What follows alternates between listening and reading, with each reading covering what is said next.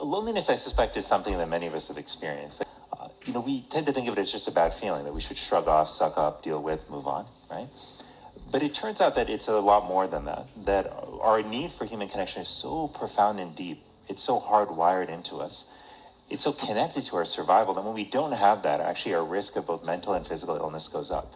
If I tell you that the risk of anxiety, depression, and suicide go up when you're lonely, you might say, didn't know that, but that makes sense.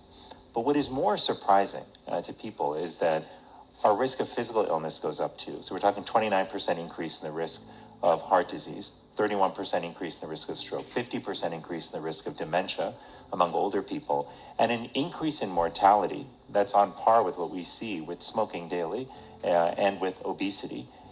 I mention these because if I asked you, are smoking or obesity health issues, everyone would say, of course they are.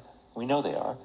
Well, it turns out that loneliness and isolation are just as important issues for us to consider when it comes to our health. And I'll lastly just say that it's actually even bigger than health, right? It's not just about the health of individuals. And it matters, by the way, for individuals, because 1 in 2 adults right now are living with measurable levels of loneliness, 1 in 2. But the numbers are actually even higher among young people, despite, and in some cases because of, how tethered they are to technology.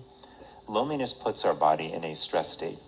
The problem becomes when the stress, in this case stress from loneliness, is either severe in intensity or duration.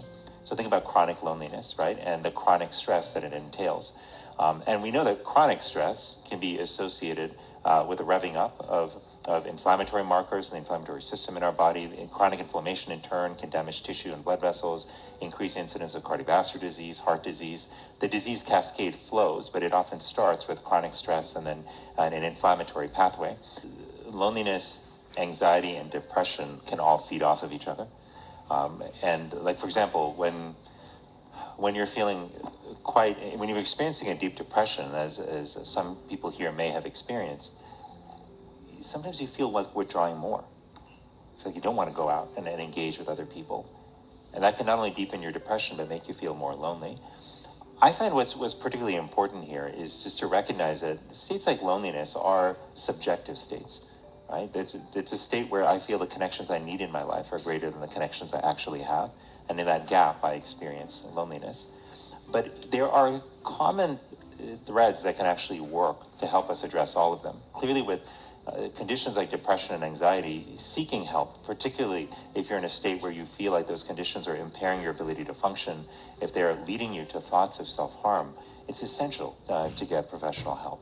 But it's also important for us to talk more openly with our family and friends about this. If I sprain my ankle on the way from my hotel room to here, I'd probably feel fine talking about it.